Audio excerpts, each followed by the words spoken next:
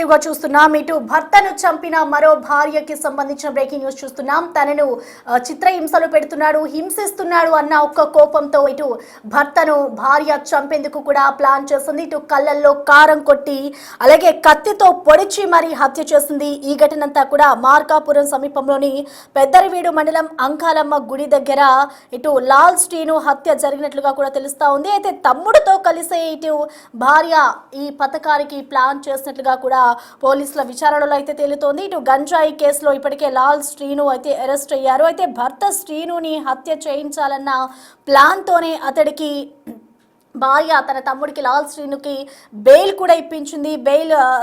Bail ఇప్పించింది. So అనంతరం jail నుంచి తీసుకొస్తూ తమ్ముడితో కలిసి భర్త హత్యకు 3 సార్లు అయితే ప్లాన్ చేస్తుంది. అయితే చివరకు పెద్దరివీడు దగ్గర ఈ హత్యకి ఏదైతే ముందుగా ప్లాన్ చేసుకున్నారో అదే విధంగా ప్లాన్ కి పాల్పడి మరి పెద్దరివీడు దగ్గర అతనికి బెయిల్ ఇప్పించి మరి జైలు నుంచి బయటకు వచ్చిన తర్వాత వాళ్ళ తమ్ముడిని పంపించి మరి ఏదైతే ప్లాన్ చేసుకున్నారో హత్యకి సంబంధించి అదే విధంగా బయటికి వచ్చిన తర్వాత పెద్దరివీడు దగ్గర వీళ్ళు హత్యకి ప్లాన్ చేశారు. అయితే ఈ ఘటనకి సంబంధించి ఇప్పటికే పోలీసులు కూడా కేసు నమోదు చేసుకుని దర్యాప్తు చేస్తున్నారు. అయితే భర్త శ్రీనుని హత్య చేయాలన్న ప్లాన్ తోనే ఇటు ముందుగానే వాళ్ళు బెయిల్ ఇవ్వాలి, బెయిల్కి సంబంధించి కూడా ఆమె దాఖలు చేసింది. సో బెయిల్ కూడా ఇప్పించుకొని మరి హత్య చేసింది అని అంటే ఆ భార్య ఎంత ఆవేదనకి గురైంది అనేది కూడా మనం చూసుకోవచ్చు. ఎందుకంటే ఈ మధ్య కాలంలో చూసుకుంటే అందరూ ఇటు భర్తలని చంపేస్తూ ఉన్నారు. అనేక కారణాలతో అయితే ఇటు భర్తలు భార్యల చేతిలో అయితే మరణిస్తున్నారని చెప్పుకోవాలి. సో ఇప్పుడు అలాంటి ఒక తాజా ఘటనే మరొక ఘటన చోటు చేసుకుంది. ఇటు భర్తను మరొక భార్య చంపడంతో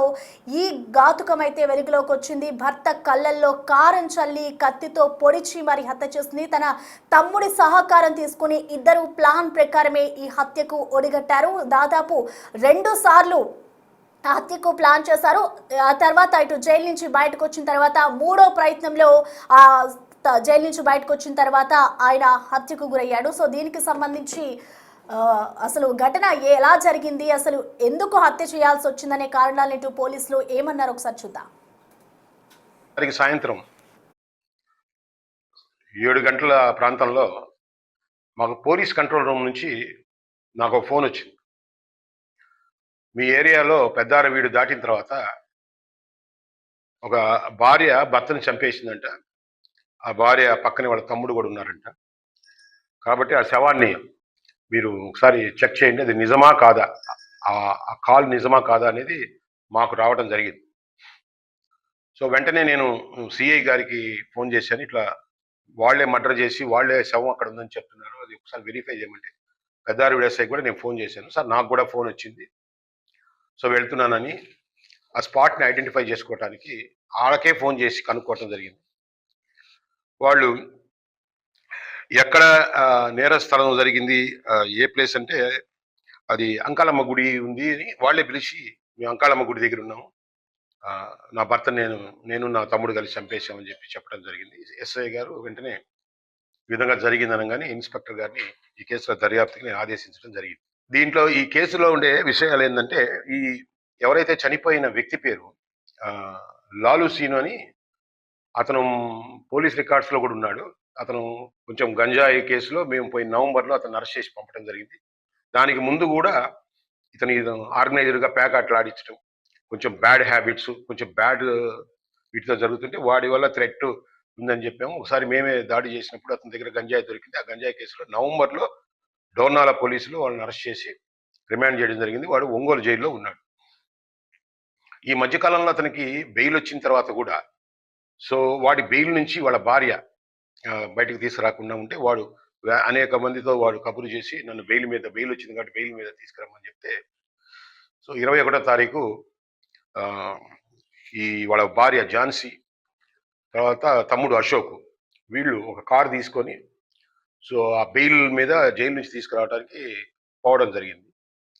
వీళ్ళు వెళ్లే క్రమంలోనే కారపొట్లాలు ప్లస్ కొంత కత్తులు గిత్తులన్నీ పెట్టుకొని సో జైలు నుంచి తీసుకొచ్చే క్రమంలో యాక్చువల్గా ఇతన్ని హత్య చేయాలనే ప్రీ ప్లాన్డ్ ప్రణాళిక వేసుకొని ఇతన్ని జైలు నుంచి బయటికి తీసుకురావడం జరిగింది.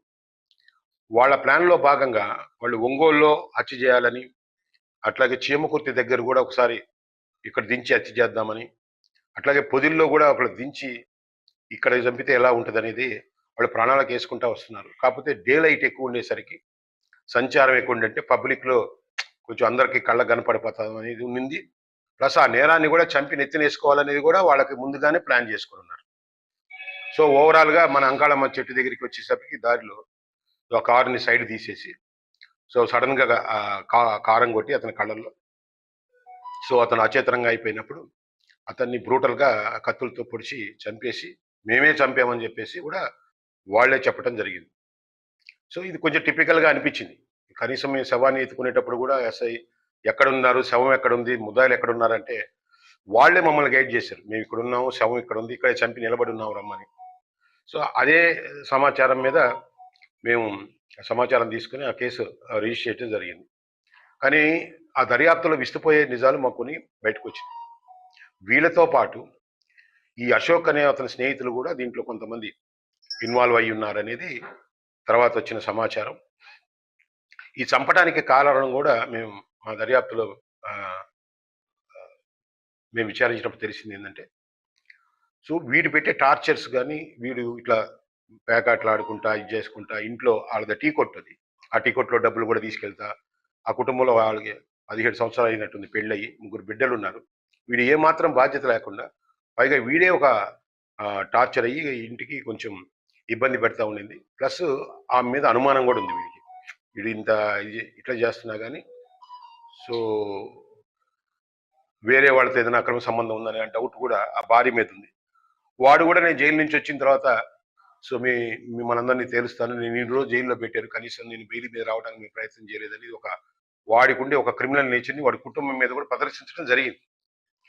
సో వీడు అడ్డం అనుకున్నారో లేకపోతే వీడి వల్ల మాకు థ్రెట్ అనుకున్నారో ఏదో మొత్తానికి వీళ్ళు ప్లాన్ చేసేసి వేరే వాళ్ళతో కూడా కొంతమంది కలిసి ఇన్వాల్వ్ అయినట్టుగా మాకు దర్యాప్తులు తెలిసింది.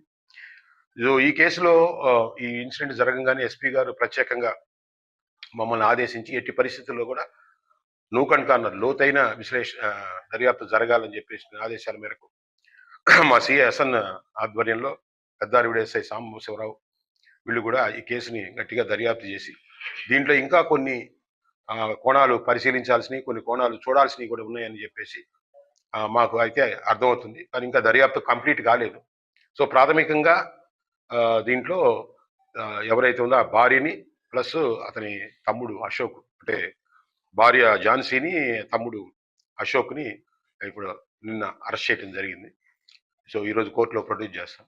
ఈ కేసును క్షుణ్ణంగా పరిశీలించి దీని విధి విధానాలు, కారణాలు, సో ఎందుకు జరిగిందనేది లోతైన దర్యాప్తు చేసి దీన్ని అందరినీ కూడా ఈ కేసులో భర్త తనను వేధిస్తున్నాడు అన్న ఒక కారణంతో ఎలాగైనా చంపాలి అంటూ కూడా ఇటు భార్య తమ్ముడితో కలిసి ప్లాన్ చేసింది. ఈ ఘటనంతా కూడా మార్కాపురంలోని